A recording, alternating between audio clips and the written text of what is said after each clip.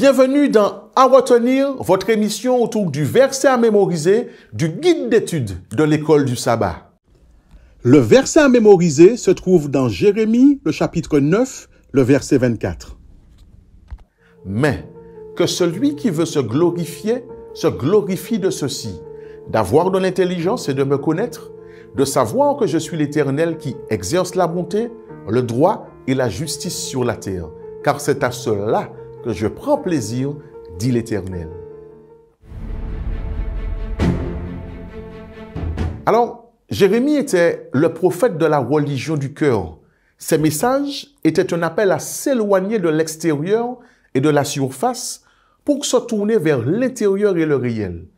Il enseignait que la corruption trouve sa source dans un cœur mauvais et que sans un cœur nouveau, sans de nouvelles intentions et un esprit nouveau, l'homme est incapable de bonté. Un tel changement, soulignait-il, ne pouvait être accompli que par l'acte créateur de Dieu envers celui ou celle qui s'attache à le connaître. Alors, l'homme peut bien amasser des trésors dans ses greniers et augmenter sa science. Néanmoins, si ce ne sont ici ses seuls biens, il ne possède que peu de choses en réalité. Parce qu'au jour de la détresse, à qui criera-t-il? Qui répondra à ses angoisses et aura compassion de lui? Sa folle sagesse le délivrera-t-elle? Ses richesses lui porteront-elles secours? Non, bien évidemment. Reconnaissons-le, la ruine est la seule issue de l'homme qui s'assure ainsi. Bien qu'il ne le sache pas, et malgré les apparences dont il se parle, un tel homme est malheureux, misérable, pauvre, aveugle et nu. En revanche, la connaissance du Seigneur, Jésus, la capacité de comprendre les révélations prophétiques ainsi que les signes des temps, voici ce qui nous enrichit réellement. Indiscutablement, rien ne nous est d'un réel profit sinon de croire que Jésus est le Christ. N'en doutons pas, il n'est rien qui soit plus précieux que de le connaître. En comparaison, tout le reste, bien qu'utile, est absolument sans valeur. Pourquoi? Tout simplement car sous le ciel, il n'y a aucun autre nom qui ait été donné aux hommes par lequel nous devrions être sauvés. Celui qui a le Fils a la vie.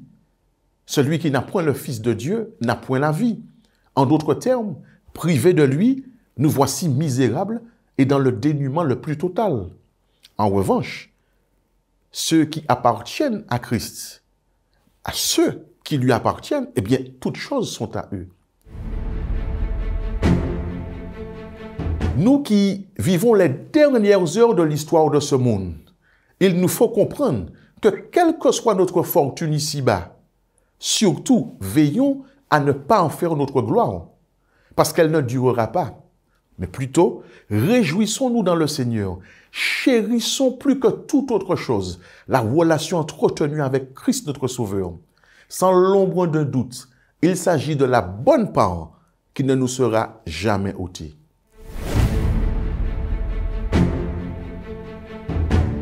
Cette semaine et au-delà, plongeons nos regards dans cette parole révélant la vérité et procurant la vie éternelle. Chérissons-la dans nos cœurs et y découvrons un peu plus chaque jour Jésus, celui qui exerce la bonté, le droit et la justice sur la terre.